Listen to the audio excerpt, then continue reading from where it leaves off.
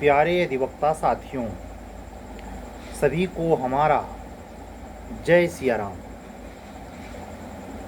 आप लोगों ने पेपर के माध्यम से ये खबर तो प्राप्त ही कर लिया होगा कि उत्तर प्रदेश सरकार ने उम्मीद के मुताबिक एक नई नीति का उद्घोषणा करी है। उत्तर प्रदेश के वर्तमान मुख्यमंत्री योगी आदित्यनाथ जी के द्वारा ली गई महत्वपूर्ण बैठकों में नकल को रोकने के लिए और परीक्षाओं की पारदर्शिता सुनिश्चित करने के लिए एक बहुआयामी कदम उठाया गया है। पेपर में आप लोगों ने पढ़ा ही होगा, उसको मुझे यहाँ बताने की ज़रूरत नहीं है। हम उन बातों पर समय जाया नहीं करेंगे जो ऑलरेडी आपको पता चल गया है। 2-3 महत्वपूर्ण उन पूरे दिशा निर्देशों में से 2-3 महत्वपूर्ण बिंदु हैं जहां अभी भी पारदर्शिता में लोचा है। पहला, जो प्रश्न पत्र तैयार होगा, चाहे वह अनेक एजेंसी हों, एक एजेंसी के ऊपर सारे कामकाज नहीं होंगे, डिवाइड कर दिया गया है उसको। और सबसे महत्वपूर्ण जो लैकुना मुझे दिखाई देता है पर्सनली, जो खाली रह गया है, कमीशन के कर्मचारियों पर, जो कमीशन के बैठे अंदर समीक्षा अधिकारी हैं, इनका संपूर्ण तबादला होना चाहिए। अगर भ्रष्टाचार रोकना है, कॉपी गलत ढंग से चेक ना हो, नंबर घटिया ना मिलें, मनमाने ढंग से सिलेक्शन ना हो जाए, तो ये बाहरी जिस पर विपक्ष ने पूरा हंगामा मचाया, तब जाकर के योगी बाबा ने ये कदम उठाया। कल्पना कीजिए, अगर बीजेपी 80 में से 70 भी जीत जाती, 60 भी जीत जाती, तो ये काम नहीं करती जो वो कर रही है। इसमें विपक्ष का बड़ा योगदान है, लेकिन वो भी खतरे से खाली नहीं है। ये बाहर का रंगो रोगन दिखाई देता है। पेपर बनेगा, उसकी एक सेटिंग होगी, एक सेट सुरक्षित रखा जाएगा। मेंस में ऑलरेडी एक सेट मौजूद वहीं रहेगा। 4 लाख के ऊपर पब्लिक होने पर, विद्यार्थी होने पर 2 बार में परीक्षाएं आयोजित होगा इत्यादि। लेकिन सबसे महत्वपूर्ण, चाहे अधीनस्थ सेवा चयन आयोग में बैठा हुआ कर्मचारी अधिकारी हो, चाहे यहाँ लोक सेवा आयोग में बैठा हुआ कर्मचारी या अधिकारी हो, एक भी अधिकारी और कर्मचारी पर विश्वास नहीं किया जा सकता। सरकार ऐसा कर ले, चूंकि उच्च न्यायालय या किसी भी न्यायालय पर पूर्ण विश्वास अब नहीं रहा, पब्लिक की आस्था में बहुत गिरावट आया है। माननीय उच्च न्यायालय बार बार कहता है कि निचली अदालतों से पब्लिक का विश्वास उठ रहा है, आपके ऊपर से भी उठ रहा है। आप अपना भी ख्याल रखिए। माननीय उच्च न्यायालयों में लाखों मुकदमे भरे हैं, कैसे सुनवाई होती है, कितने डिसीजन सुप्रीम कोर्ट पलट देता है, आप भी दूध के धुले नहीं हैं। और आजकल यही हो रहा है। वो अपने आप को थोड़े देखता है कि हमारे अंदर भी कमी है, सामने वाले को ही उंगली उठाता है। तो जो बदलाव है, एक सकारात्मक कदम तो है, पेचीदगियां पैदा कर रहा है ये। दिव्यांगजनों को और महिलाओं को, शायद कंफर्म नहीं हूँ, सेंटर अलॉट करने के लिए जो सिस्टम दिया है कि अपने मंडल में जिसमें एड्रेस आप देंगे, अंतरमंडलीय यानी जिले में कौन कहे, आपका मंडल भी छूटेगा। आप जैसे एक किसी मंडल में 6 जिले, किसी में 4 जिले, किसी में 3 जिले, किसी में 5 जिले, किसी में 2 जिले, मंडलों में ऐसा विभाजन है। 17 मंडल जो हैं, उन मंडलों में आपके परीक्षा का अंतर डिस्ट्रिक्ट वाइज नहीं, मंडल स्तरीय होगा। मतलब हुआ कि आप अपने ज़िले में नहीं, अपने मंडल के किसी भी ज़िले में आप नहीं पाएंगे सेंटर। प्रयागराज में चतुराई क्या होती है कि लोकल एड्रेस जहां बच्चा रह रहा होता उसको एड्रेस में डाल देता है, परमानेंट में भी, जिससे उसको सेंटर यहीं मिल जाए। तो अब जो प्रयागराज में डालेगा वो प्रयागराज के मंडल है, कमिश्नरी है, किसी भी जनपद में नज़दीकी वो सेंटर नहीं पाएगा। प्रयागराज डाले तो गए प्रतापगढ़, जाओ एग्जाम दो। एक दिन जो छोटे शहर हैं, इतना भारत उत्तर प्रदेश भी इतना डेवलप नहीं है कि हर जिला लखनऊ और नोएडा है। फूसट खस्ता हाल है, वही बस स्टैंड रेलवे स्टैंड को छोड़ दीजिए, बाकी गोबर गणेश है। तो अब आप अपनी परीक्षा के लिए छोटे छोटे जिला मुख्यालयों पर अड्डा जमाइए। एडमिट कार्ड अब की बार जब जारी होगा तो कसर निकल आएगी। कितने लोगों की परीक्षा जो यहाँ लाल पत्थर गिरजाघर पर अनशन कर रहे थे, बिजली चमक रही थी दिन में, बारिश हो गई थी, बच्चे पीछे हट नहीं रहे थे, तमाम बहनें जो तैयारियां कर रही हैं, लेकिन सबकी अगन परीक्षा है। इस नियमावली से गजब का मतलब सेंटर अलॉट आप देखिएगा अब की बार। पहले तो पीसीएस होगा तो आपको ट्रायल हो जाएगा। जो लोग यूपी पीसीएस का फॉर्म नहीं डाले होंगे वो यूपी पीसीएस के माध्यम से बहुत कुछ नया पाएंगे। कर्मचारी वही हैं, अधिकारी उन्हीं अधिकारियों से जिनके रहते ये सब हुआ है, उन्हीं अधिकारियों और कर्मचारियों पर ये नया रूल एग्जीक्यूट करवाना है। कितने ढंग से हो पाएगा ये तो वक्त बताएगा। लेकिन एक चीज़ तो अपने आप हो गई ना कि जब कोई घटना घट जाती है जो मवाद बनकर बाहर निकल पड़ती है तो वो उसका प्रभाव पड़ता है, जैसा कि यहाँ पड़ा। बिहार में जब हद के बाहर नकल होने लगी, हर पेपर लीक होने लगा, बिहार एपीओ का प्रीलिम्स किस तरीके से लीकेज के झमेले में आया, उसके बाद बिहार सरकार ने रूल रेगुलेशन बदलकर और परीक्षा की चयन पद्धति को बदलकर कमीशन के द्वारा ली गई परीक्षाओं को आवंटित किया। बिहार जैसे लचर और बहुत ही दुरूहताओं का सामना कर रहे विभागों में अगर परीक्षा शुचितापूर्वक करवाई जा सकती है तो उत्तर प्रदेश में क्यों नहीं करवाई जा सकती? क्या वहाँ कर्मचारी घुसखोर नहीं है, अधिकारी लालची नहीं है? है। किसी भी जिले में, किसी भी राज्य में अधिकारी कर्मचारी का मतलब यही है 99% कि जहाँ वो बैठा हो पैसे के बारे में सोच रहा हो। बाकी वो जो बाथरूम है जहाँ फ्रेश हुआ जाता है वहाँ से लेकर और पूजा स्थल तक, इन दो प्रवृत्ति पाई ही जाती है कि हमेशा दिमाग में चलता है पैसा कहाँ से आए। उसके नतीजे में रिश्वतखोरी है, भ्रष्टाचार है, दलाली है, क्या क्या नहीं है। तो सबसे बड़ा सवालिया निशान ये तो पहली आफत है ही, बहुत चुनौती है। सरकार के इस कदम की सराहना की जानी चाहिए, जितना की जाए कम है। लेकिन सरकार को इस पर भी ध्यान देना चाहिए कि जो ये माननीय हाई कोर्ट के दिशा निर्देश के चलते उत्तर प्रदेश लोक सेवा आयोग पीसीएस-जे की कापियां चेक करवा रहा है दोबारा, उस पर नंबर कैसे बेसुरे ढंग से दिए जाते हैं। मैं व्यक्तिगत तौर पर 2006 से ये जानता हूँ। इस पर सरकार कभी पारदर्शितापूर्ण कोई व्यवस्था स्थापित नहीं कर पाई है, चाहे इसके पूर्व अखिलेश यादव की सरकार रही हो, वर्तमान में 17 से योगी जी की सरकार चली रही है, 7 साल हो गए। तो उसके पहले यानी अखिलेश यादव जी के पहले जो मायावती की गवर्नमेंट थी उसमें भी इस पर काम नहीं किया गया कि लोक सेवा आयोग के अंदर कापी कैसे चेक होती है। जहां मुख्य परीक्षा हो इस पर सरकार को बड़ी गंभीरता से काम करना चाहिए। ये जो आंख मूंद कर लोक सेवा आयोग के अध्यक्ष पर विश्वास करती है सरकार, ये खतरनाक है।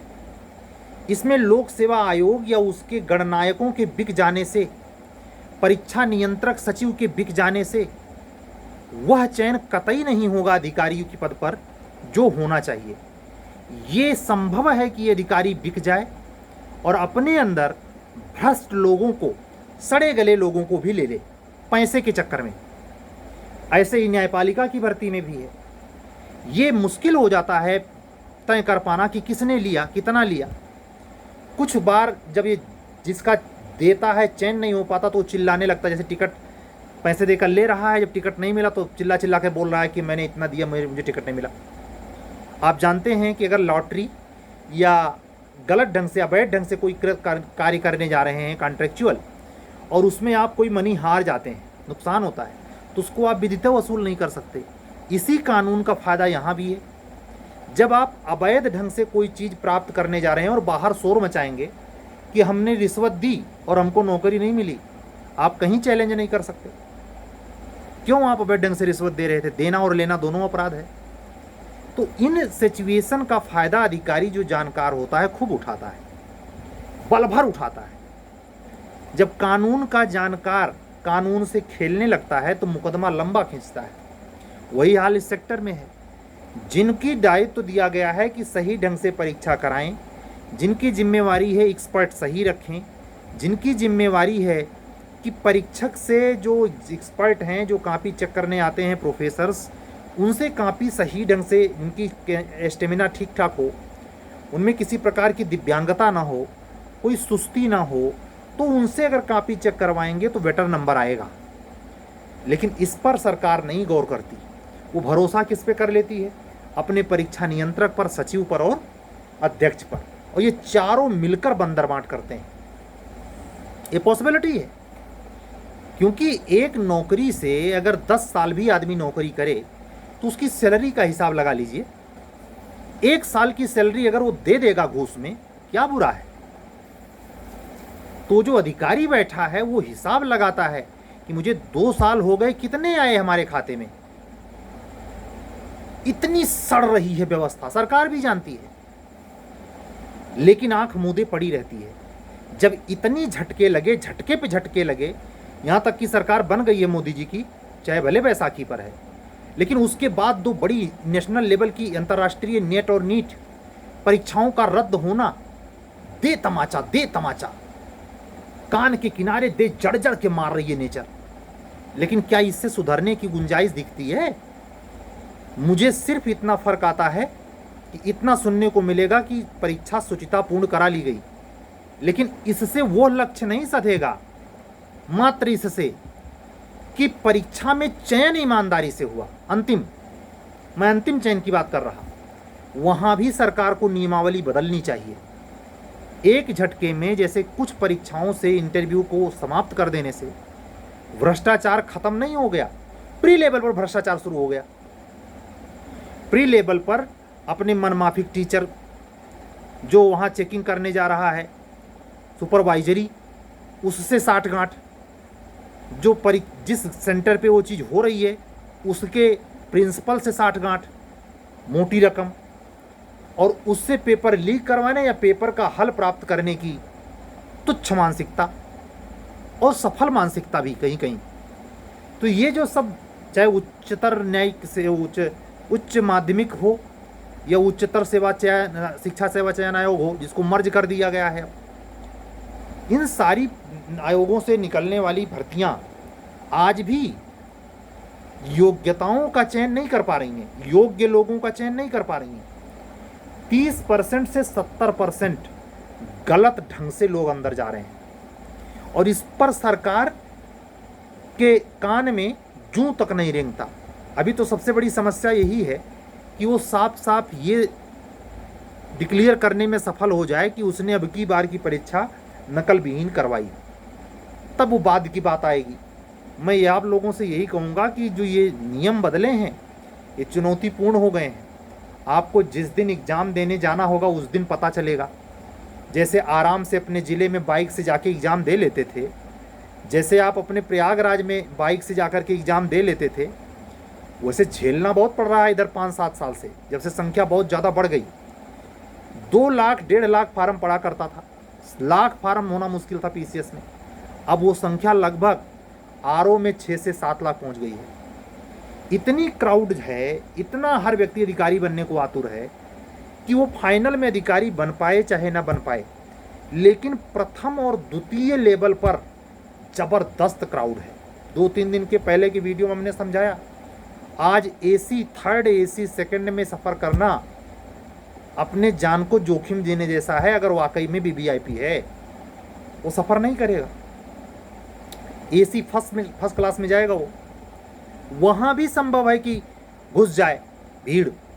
भीड़ इतना हावी है, भीड़ प्रवचनों में हावी है, भीड़ हज कर रही है, भीड़ परिक्रमा कर रही है, भीड़ कुंभ में स्नान कर रही है, यही भीड़ वोट दे रही है, यही भीड़ 5 किलो राशन वसूल रही है। ये भीड़ का कोई इलाज नहीं है। भीड़ ही शंकर जी का नवरात्रा, वो क्या कहते हैं, कांवर यात्रा ले निकालती है। हम ये नहीं समझते इसमें से 1% निकाल दिया जाए उस भीड़ में से। ज़्यादातर जो रिच पर्सन है, जो अपने आप को वीवीआईपी या जो हमेशा ए ग्रेड में सफ़र करता है, वो ये सब कमवा काहे नहीं करता। उसका अलग सोसाइटी, अलग समाज। वो महाराज 2000 किलोमीटर अपने निजी गाड़ी से चला जाएगा, ट्रेन से नहीं जाएगा। इसी धरती पर ये सब हो रहा है। आप सोचिए कि ये जो विचित्र समय चल रहा है, इसी में आपकी प्रारंभिक परीक्षाएं होनी हैं। आने वाले कुछ ही समय में जुलाई का सेशन विधानसभा का शुरू होने दीजिए। बड़ा तू मैं होने की तैयारी है, दोनों ओर से तलवार खींची हुई है। बस खाली मंच सजने दीजिए। योगी बाबा अपनी सफाई देंगे, विपक्ष अपनी सफाई देगा। और मुझे ये पूरी उम्मीद है अगस्त महीने में वैकेंसी के संदर्भ में यूपी, एपीओ और जे कुछ ज़्यादा स्पष्टता के साथ चीज़ें साफ हो पाएंगी 15 अगस्त के बाद। अभी तो कह पाना बिल्कुल असंभव सा जैसा है।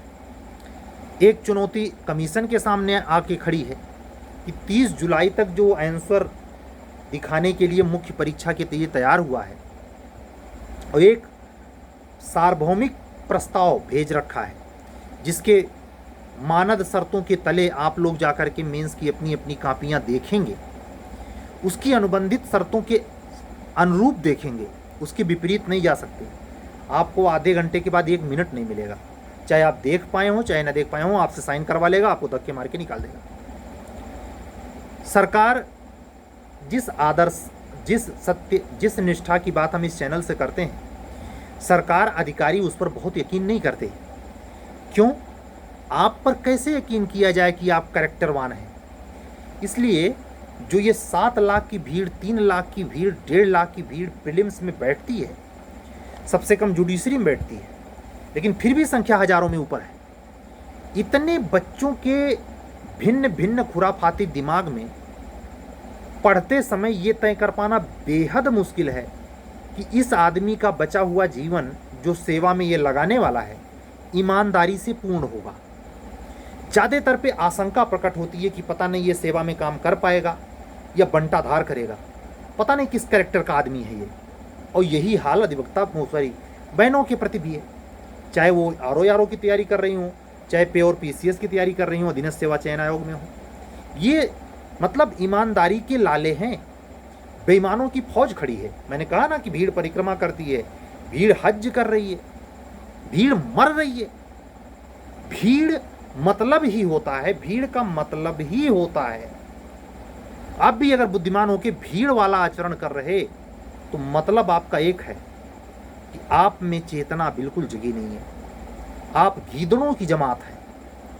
और अगर भीड़ जैसा कृत्य करने में, चाहे वो सत्य भी हो, ऐसा भी कह रहा हूं, चाहे वो सत्य भी हो, स्थित प्रज्ञ वाली स्थिति हो, लेकिन अगर भीड़ के करने से आप कर रहे हैं, स्व से नहीं कर रहे हैं, तो आप निरे गधे ही हैं, गीदड़ हैं, पूरा नील बटे सन्नाटा हैं।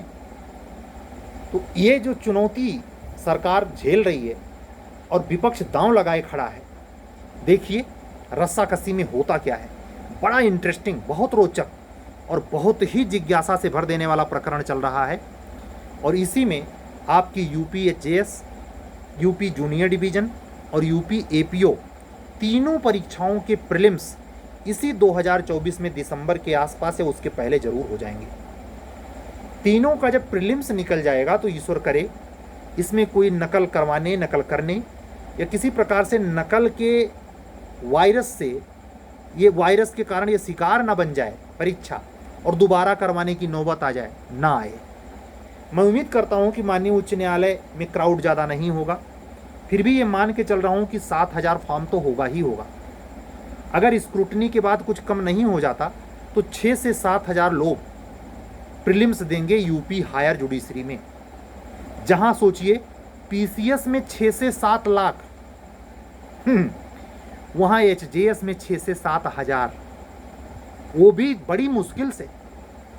देखिए हाई कोर्ट रिजल्ट जारी करेगा एडमिट कार्ड जारी करने के पहले कि कितने लोग प्रीलिम्स देने जा रहे हैं। ये आश्चर्यजनक रूप से है, एक आकस्मिकता तैर रही है। हाई कोर्ट अपने स्तर पर चूंकि यह पावर ले चुका है कि मैं परीक्षाओं में प्रीलिम्स मेरी इच्छा पर है, अगर इतने एवरेज स्टूडेंट आएंगे जिसका मैं मेंस नहीं करवा सकता तो मैं प्रीलिम्स करवाऊंगा, अन्यथा डायरेक्ट मेंस करवाऊंगा। ये संभावना बिल्कुल जीरो नहीं हो गई है। सब लोग प्रीलिम्स के ऊपर धावा दिए हैं। मैं भी खुद प्रयास कर रहा हूँ, बच्चों को पढ़ाता हूँ, पढ़ा रहा हूँ, बता रहा हूँ, लेकिन मैं इस आशंका से अपने आप को बिल्कुल निर्मूल नहीं कहता कि अभी भी ये गुंजाइश बची है कि केवल मुख्य परीक्षा करवा के हाई कोर्ट छुट्टी ले ले और वो बहुत पेपर्स बनाने, बहुत दुनिया भर का तिकड़म करने से छुट्टी पा जाए। क्यों?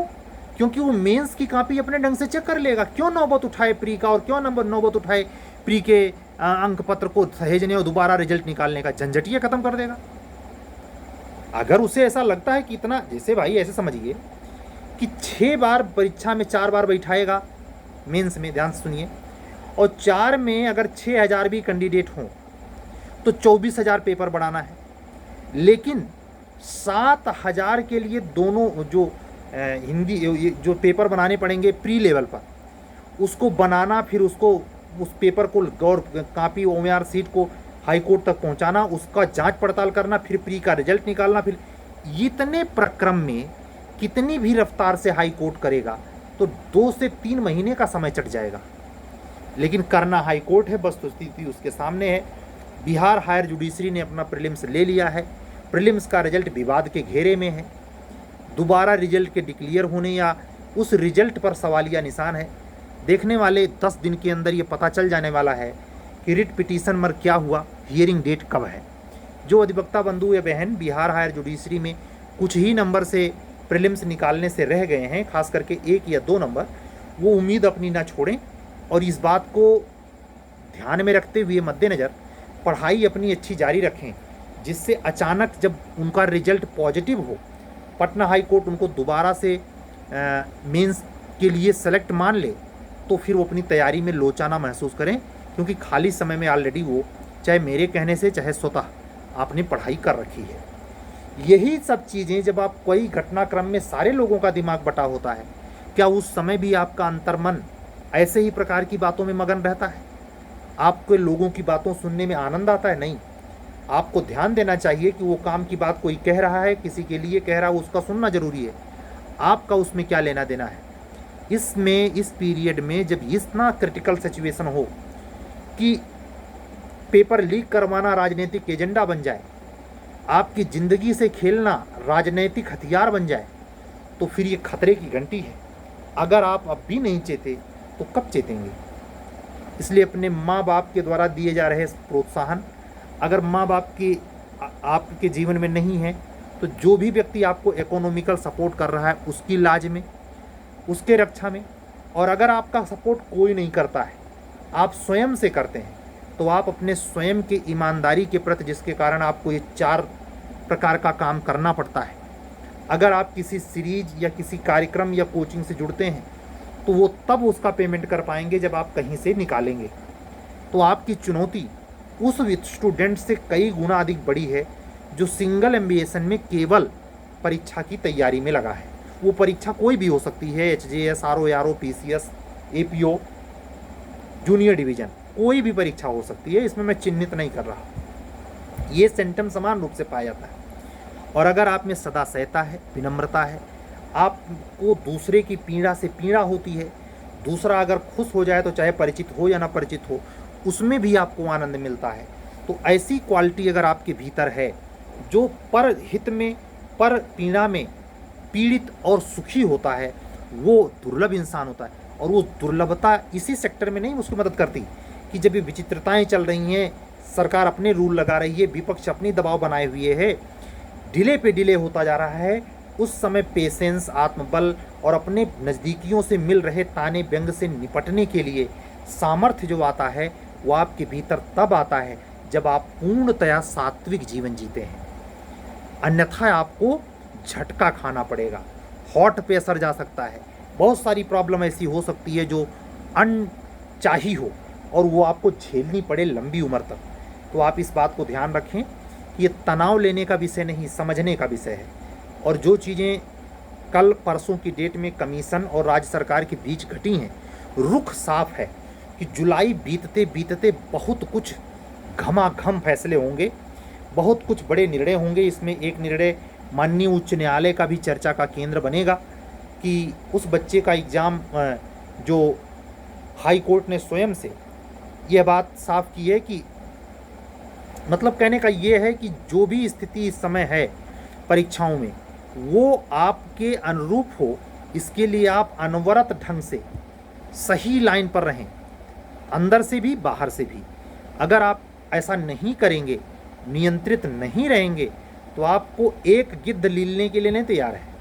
व्यवस्था का, भ्रष्टाचार का, आपके अंदर रोग का, आपके दुश्मनों का, आप पर लगातार निगाह गड़ाने वाले आपके दुर्विरोधियों का, इतने मतलब नकारात्मक चीज़ों की भरमार है कि आपको कब आपका नुकसान हुआ, कब आप बर्बाद हुए, पता तक नहीं पाएंगे।